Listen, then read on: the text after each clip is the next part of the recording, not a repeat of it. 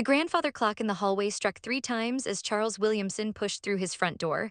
2:47 a.m. The numbers glowed on his watch, confirming what his exhausted body already knew. Another 18-hour day at the office. Another night of survival rather than living. He dropped his briefcase by the entrance, loosened his tie with fingers that trembled from fatigue, and began the familiar climb up the curved staircase. Each step felt heavier than the last, his legs burned, his eyes stung.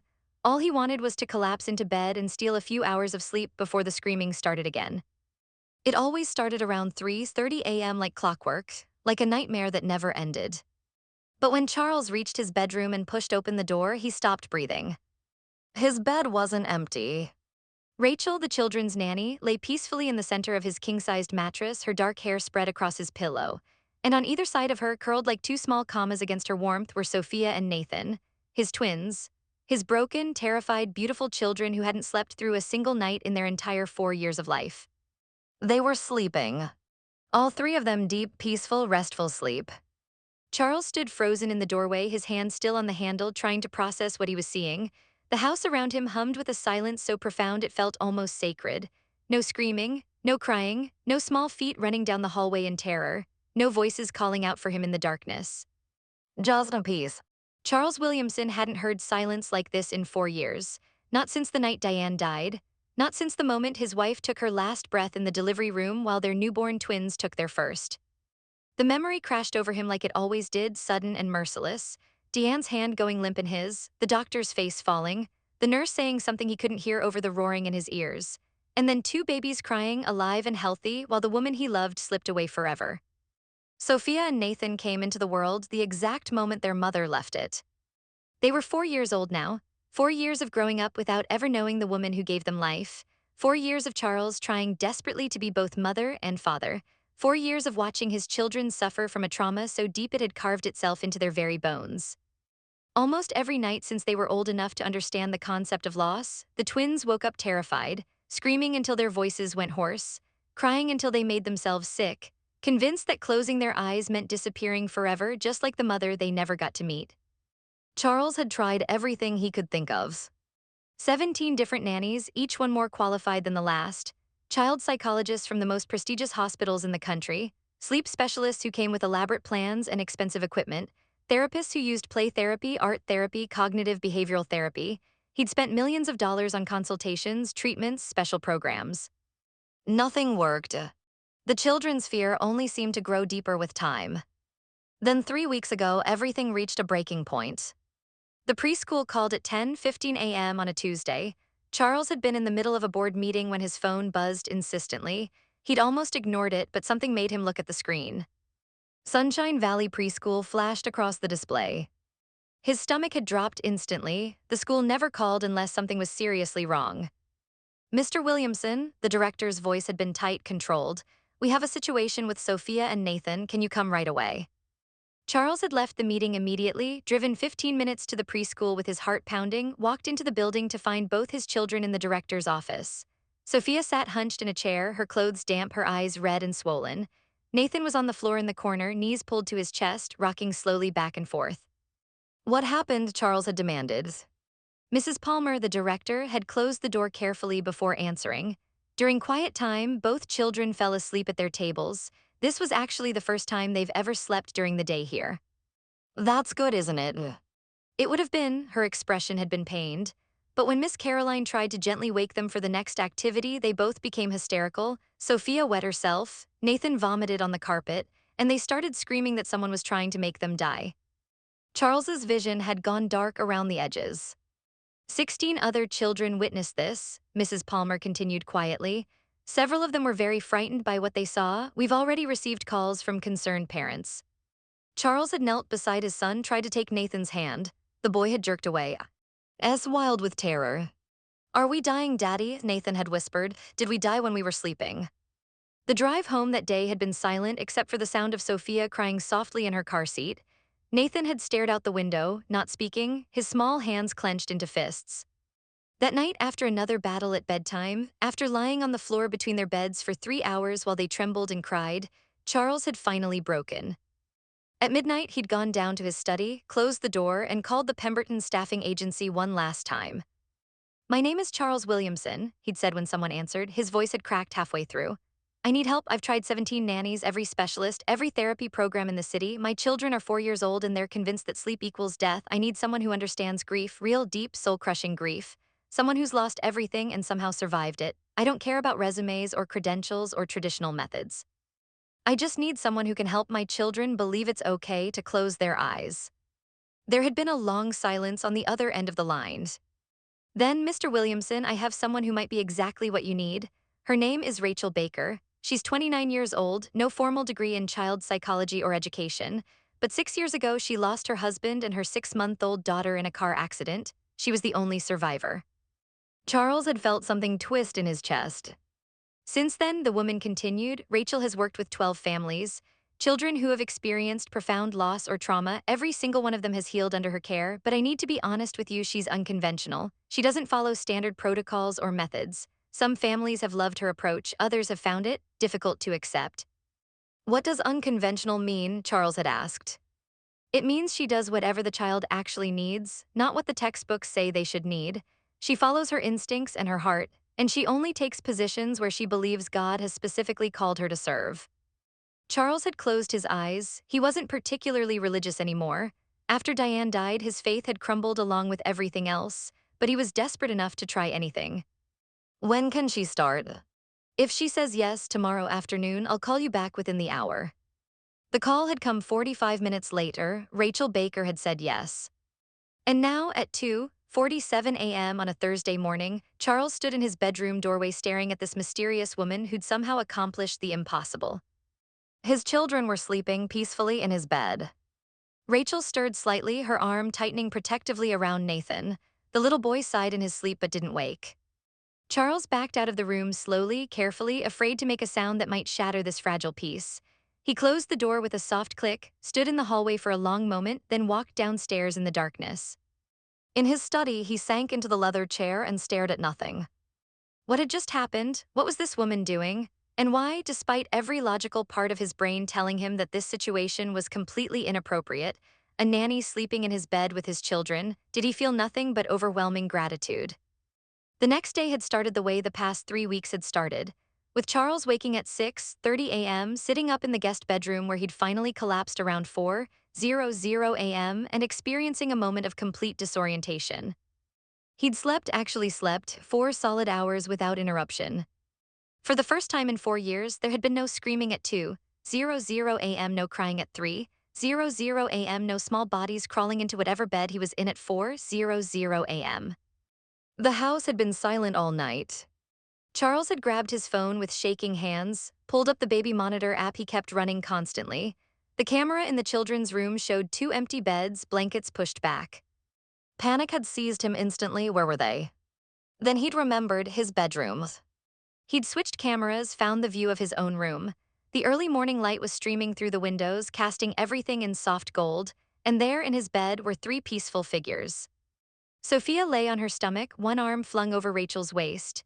Nathan was curled against Rachel's other side, his thumb in his mouth, something he only did when he felt completely safe, and Rachel herself was just beginning to stir, her eyes fluttering open.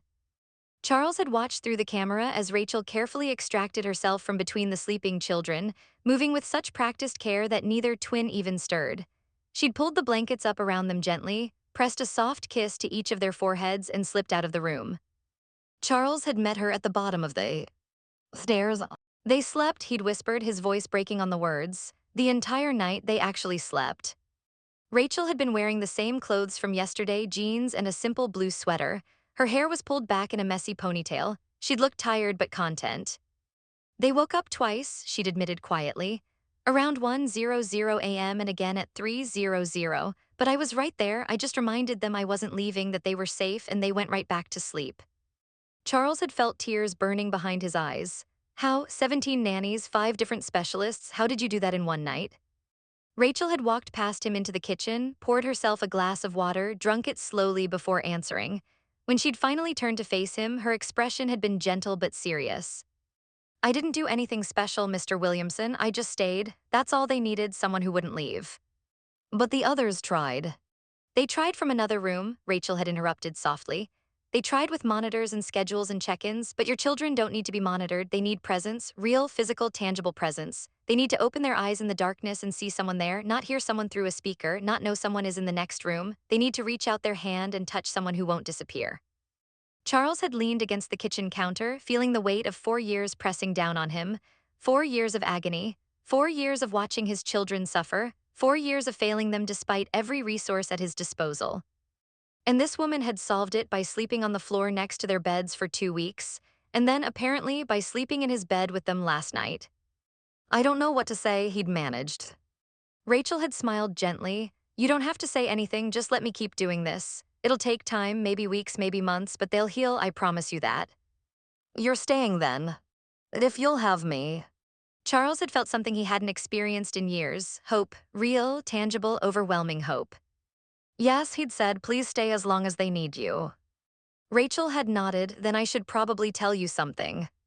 What? She'd looked toward the stairs, then back at him. What happened last night sleeping in your bed with the children, that wasn't the plan when I started here. But when you left for Lowe's Angels, they needed to be surrounded by you, by your scent, your space, everything that represents you, and they needed me there to prove they weren't alone. So yes, I crossed a professional boundary, a big one, and I'll probably cross more before this is over. Charles had stared at her. What do you mean? I mean your children don't just need a nanny, Mr. Williamson. They need someone who's willing to love them the way their mother would have. Someone who won't let professional protocols get in the way of giving them what they actually need. And sometimes that means breaking every rule in the book.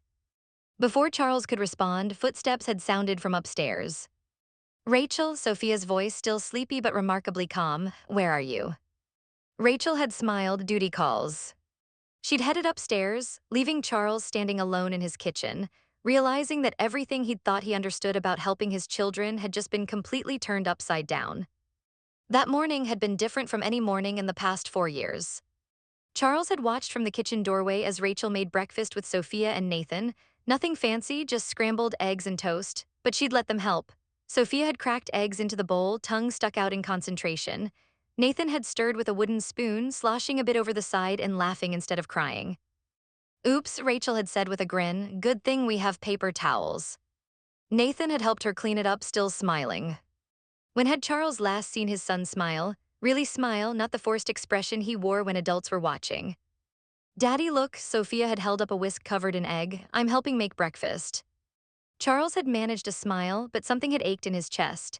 How had this stranger walked into his house 3 weeks ago and already made his children laugh? How had she accomplished in such a short time what he'd been failing to do for 4 years? After breakfast, Rachel had taken the children out to the backyard.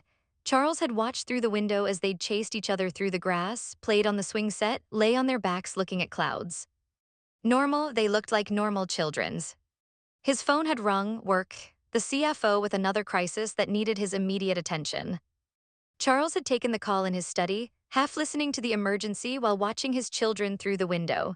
Watching Rachel kneel in the grass between them, pointing at something in the sky, all three of them laugh. Ding. When he'd hung up and gone outside, he'd found them making a fairy house out of sticks and leaves. It's for the fairies who only come out at night, Sophia had explained seriously. They protect children while they sleep. Charles's throat had tightened. That's beautiful, sweetheart. Rachel told us about them, Nathan had added. She said they're real and they're always watching over us even when we can't see them. Charles had looked at Rachel. She'd met his gaze steadily, a slight smile on her face. She was giving them new stories, new beliefs, replacing the terror with something magical and safe. That evening, as the sun had begun to set, Charles had felt the familiar anxiety rising. Bedtime was approaching, the moment when everything usually fell apart. But at 7:00 p.m., Rachel had simply said, all right, friends, time to pick out pajamas. And Sophia had nodded, okay. Just like that, no screaming, no resistance, just compliance. Charles had followed them upstairs, staying back, watching. Rachel had knelt beside their beds while they'd changed into their pajamas, talking softly about the day, about the fairy house, about what they might dream about tonight. Can you stay again? Nathan had asked quietly. Where would you like me to stay? Rachel had responded, in your room or nearby. Near Daddy, Sophia had said, so we can find both of you. Rachel had glanced at Charles, a question in her eyes. He'd nodded slowly. And that night, for the second time, Rachel had slept in his bed with his children on either side of her. And for the second night in 4 years, Charles's house had been silent until morning.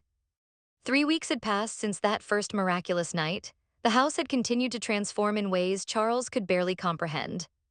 The children slept through most nights now. Not perfectly, they still woke sometimes, still called for Rachel, but the screaming had stopped, the terror had faded, the belief that sleep meant death had begun to dissolve. Charles had watched his children become children again. Sophia had started drawing pictures, colorful, bright pictures of butterflies and flowers and families. She'd taped them to the refrigerator with pride. "Look, Daddy, Rachel helped me draw this one." Nathan had learned to ride his bike without training wheels. Charles had come home one afternoon to find Rachel running alongside him in the driveway, hands ready to catch him but not touching the bike. Nathan had been laughing, actually laughing, as he'd pedaled in wobbly circles. "I'm doing it, Daddy, I'm doing it."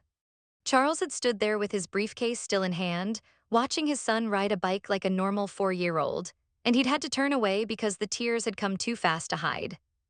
Rachel had noticed, of course, she noticed everything. That evening, after the children were asleep, she'd found him in his study. "You okay?" she'd asked gently. Charles had shaken his head. "I don't even know anymore. I'm grateful, I'm relieved, but I'm also, I don't know, ashamed, I think." "Ashamed?" "I couldn't do for them what you've done. I'm their father. I should have been able to fix this, but I failed them. For 4 years, I failed them every single day." Rachel had sat down across from him. "You didn't fail them, Mr. Williamson. You loved them the best way you knew how. You got them help. You tried everything. That's not failure." "But you succeeded where I couldn't." "I succeeded because I came in with fresh eyes and no history.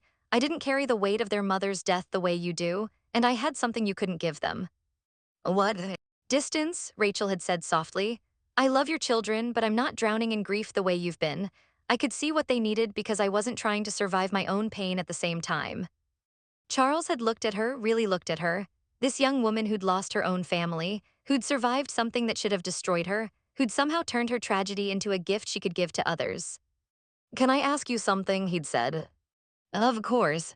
"Why do you do this? Work with broken children, live in other people's homes, give everything to families that aren't yours? Don't you want your own life?" Rachel had been quiet for a long moment. When she'd finally answered, her voice had been barely above a whisper. "6 years ago, I was 23 years old. I had a husband I loved more than anything. We just had a baby girl, Emma. She had these tiny fingers that would wrap around mine, and she'd look at me like I was her whole world." Charles had felt his chest tighten.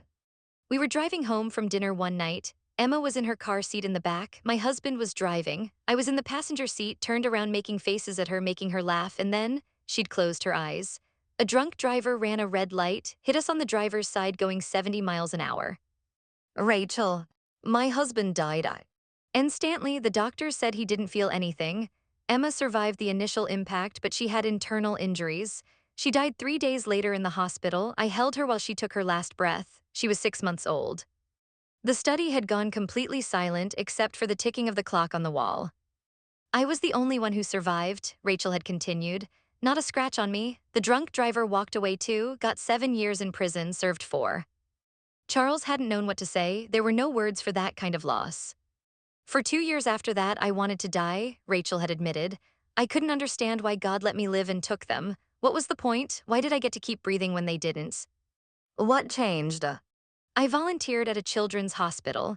Just needed something to do, somewhere to go besides my empty apartment, and I met a little boy whose mother had died of cancer. He was 6 years old and he couldn't sleep because he was afraid he'd die in his sleep like his mom did." Rachel had looked up at Charles, and something clicked. "I couldn't save my daughter, I couldn't bring my husband back, but I could help this little boy feel safe again. I could take everything I'd learned about grief and loss and fear, and I could use it to help children who were drowning in the same darkness I'd survived." So that's what you've been doing. "For 4 years now, 12 families before yours, children who'd lost parents, siblings who'd witnessed trauma, who couldn't function because their world had been shattered, and every single one of them healed, not because I'm special, but because I've been where they are. I know what the darkness feels like, and I know how to help them find the light again." Charles had stared at her, this woman who'd turned her deepest pain into her life's purpose. "Thank you," he'd said finally, "for coming here, for saving my children, for giving them what I couldn't." Rachel had smiled gently. "You don't thank someone for doing what they're supposed to do, Mr. Williamson. This is where I'm meant to be. I knew at the moment I met Sophia and Nathan." She'd stood to leave, but Charles had stopped her. Rachel. Oh, yes. "My name is Charles. You don't have to keep calling me Mr. Williamson." Her smile had widened. "Okay, Charles." and something about hearing his name in her voice had made his heart beat just a little bit faster. The crisis call had come on a Thursday afternoon. Charles had been in the backyard with Rachel and the children, actually playing something he'd barely done in years. They'd been building a fort out of cardboard boxes, and Sophia had been directing everyone like a tiny general. "No, Daddy, that box goes there. Nathan, you're not helping." I am helping. You're just sitting there. I'm guarding the fort. Rachel had laughed, that real full laugh that made Charles's chest feel warm. Then his phone had rung, his CFO's number. "Charles, we have a major problem." Marcus's voice had been tight with stress. "The Los Angeles client is threatening to pull the entire contract, $3 million. They want to meet with you tonight. If you're not there, they're walking." Charles had looked at his children, covered in dirt and marker and absolutely glowing with happiness. I can't. "Charles, this could tank the company. You have to be there." When? "Tonight, there's a flight at 7:00 p.m. You need to be on it." Charles had closed his eyes. "I'll be there." When he'd hung up, Rachel had been watching him, understanding already written on her face. You have to go, she'd said quietly. I can't leave them. Yes, you can because I'm here. Sophia had heard, her face had crumpled instantly. "Daddy's leaving." Nathan had started to shake. Rachel had knelt between them. "Daddy has to go help people with his work, just like doctors help sick people or firefighters help people in danger. It's his job and he's very good at it." "But what if he doesn't come back?" Sophia's voice had been tiny, terrified. "He's coming back tomorrow, one sleep and he'll be home." Promise, Nathan had whispered. Rachel had looked at Charles, then back at the children. "I promise, and while he's gone, I'm staying right here with you. We're going to have dinner and play games and read stories, and I'm not going anywhere." You promise you won't leave either? Sophia had asked. I promise. Charles had flown to Los Angeles, spent 18 hours in back-to-back meetings, salvaged the contract, checked his phone constantly for updates from Rachel. She'd sent photos, the children at dinner smiling, playing a board game, brushing their teeth, and then at 8:30 p.m. Pacific time a video. Both children in their pajamas waving at the camera. "Hi Daddy, we miss you, but we're okay. Rachel's reading us a story now, come home tomorrow, okay?" Charles had watched that video 20 times on the flight back to Austin. When his plane landed at 2:00 a.m., he'd driven straight home. The house had been dark when he'd pulled into the driveway. Silent, beautiful, peaceful silence. He'd climbed the stairs quietly, not wanting to wake anyone. He'd pushed open his bedroom door, expecting to find it empty, planning to collapse into bed for a few hours before the children woke. But his bed wasn't empty.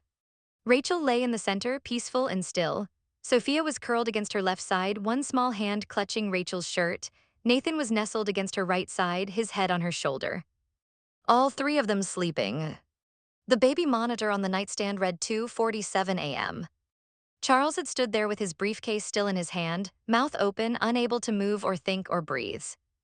This was his bed, his private space, the room where Diane had died, where he'd grieved alone for 4 years, where he'd never imagined another woman would sleep. And Rachel, this nanny, was there with his children. Every professional boundary shattered, every rule broken. His first instinct had been anger. She'd crossed a line. This wasn't appropriate. This was. Then he'd looked at his children's faces. Completely at peace, no trembling, no fear, no nightmares, just rest. For the first time in their entire lives, they were sleeping in their father's room, in the space that smelled like him, in the bed that represented safety and presence. And they weren't alone. Charles had backed out of the room slowly, closed the door with a soft click, walked downstairs through the dark house, sat at the kitchen table with his head in his hands. What had just happened? What was Rachel doing? And why, despite every logical reason to be furious, did seeing his children finally at peace make him want to weep with gratitude? He'd sat there until dawn, trying to make sense of his own emotions, trying to understand what this all meant. At 6:30 a.m., he'd heard footsteps on the stairs. Rachel had appeared in the doorway, eyes widening when she'd seen him sitting there. "Charles," she'd stopped using Mr. Williamson 2 weeks ago, "I can explain." Rachel had stood in the kitchen doorway, wearing the same clothes from yesterday, her hair messy from sleep. She'd looked young and vulnerable and slightly afraid. "You slept in my bed," Charles had said. His voice had been carefully neutral. Oh yes, with my children. Oh yes. The silence between them had stretched out, heavy and uncertain. Rachel had stepped closer, pulled out a chair, sat down across from him at the kitchen table. "They needed to sleep where you sleep, where it smells like you, where they can feel surrounded by your presence even when you're not physically here. You could have told me you were planning to do this. Would you have said yes? Charles hadn't answered because they both knew the truth. He would have said no, would have insisted on appropriate boundaries and professional distance. Your children have primal abandonment trauma, Rachel had continued softly. Their mother died the moment they were born. To them, your absence equals death. When you left for Los Angeles, their bodies believed you might not come back. They needed to be in your space, surrounded by everything that represents you. But they also needed someone to stay with them, someone to prove they weren't actually alone. So you broke every professional boundary. Yes, Rachel had met his eyes steadily. I did. What? She'd been quiet for a long moment. Then, because 6 years ago I learned that sometimes the rules don't matter. Sometimes love means doing what's right instead of what's proper, and your children needed this. They needed to feel you close, and they needed me to stay, so that's what I gave them. Charles had looked down at his hands. 4 years of exhaustion. 4 years of failing his children despite every resource, every expert, every attempt. And this woman had given them peace by doing the one thing no professional would ever recommend. Are you staying? His voice had been barely a whisper. Because if you leave now, they'll break again, and he'd stopped, unable to finish. Rachel had reached across the table, covered his hand with hers. I'm staying as long as you need me. What if they need you forever? She'd smiled gently, then I guess I'm staying forever. Footsteps had sounded from upstairs then, small feet running. Rachel, Sophia's voice had called out, where are you? We want pancakes. Rachel had stood, squeezed Charles's hand once more. I should go. But before she'd left the kitchen, she'd turned back. Charles, your children don't need a nanny anymore. They need someone who's willing to love them the way their mother would have. And sometimes that means breaking every rule in the book. She disappeared upstairs, leaving Charles alone with the knowledge that everything he'd thought he understood about healing had just been completely shattered. 2 months had passed since that morning in the kitchen. The house had continued its transforma. Tiana. The children slept through almost every night now. Sometimes they still woke, called for Rachel. She'd come, sit on the edge of their beds, whisper something gentle. They'd close their eyes again within minutes. But the terror was gone. The belief that sleep meant death had been replaced with something new, trust. Charles watched his children become the kids they were always meant to be. Sophia started kindergarten in the fall. She came home every day with stories about her friends, her teacher, the games they played at recess. She was thriving. Nathan developed an obsession with dinosaurs. He could name dozens of species, tell you what they ate, how they lived. Rachel had taken him to the Natural History Museum 3 times. Each time Charles had offered to come along. Each time Nathan had said, it's okay, Daddy, you're busy, Rachel will take me. It should have hurt. Instead, it filled Charles with gratitude. His children were happy, finally truly happy. And Rachel was the reason. She'd become part of their daily life in ways Charles couldn't quite define. She wasn't just the nanny. She was the person who made breakfast while dancing to music, who helped with homework, who kissed scraped knees, who remembered that Nathan hated carrots but loved broccoli, who knew that Sophia needed to hear I love you at least 5 times a day to feel secure. She was present in ways that went beyond her job description. One evening, Charles came home early, found Rachel and the children in the kitchen, flour everywhere, attempting to make cookies. Daddy, look, Nathan held up a misshapen blob. I made a dinosaur. Sophia had giggled, that's not a dinosaur, that's a blob. It's a blob dinosaur, Nathan had insisted. Rachel had laughed, really laughed. The sound had filled the kitchen like music. And something in Charles's chest had shifted. He'd stood there watching this scene, this woman he barely knew 3 months ago, now covered in flour, laughing with his children, and he'd realized something terrifying. He was falling in love with her. That night after the children were asleep, Charles found Rachel on the back patio. She'd been sitting on the steps, looking at the stars. They're getting so much better, she'd said when he sat beside her. Because of you. No, because they finally feel safe. Charles had been quiet for a moment. When I hired you, I thought you'd just be another nanny, another failed attempt. Rachel had smiled, and now I don't know what you are. You're not just the nanny anymore. You're part of them, part of us. Rachel had looked away. I should probably tell you something. What? I haven't slept in their room for 3 weeks now. I sleep in the guest room. They're ready for that. They know I'm close, but they don't need me physically in their room anymore. Charles had felt his throat tighten. That's incredible. It is, but there's something else. What? Rachel had turned to him. Last week at school, Sophia's teacher asked who takes care of her at home, and Sophia said, my mommy Rachel and my daddy. The words had hit Charles like a physical blow. She called you mommy. I didn't tell her to, she did. Charles had been quiet for a long moment. Does that bother you? No, Rachel's voice had been gentle. It breaks my heart and heals it at the same time.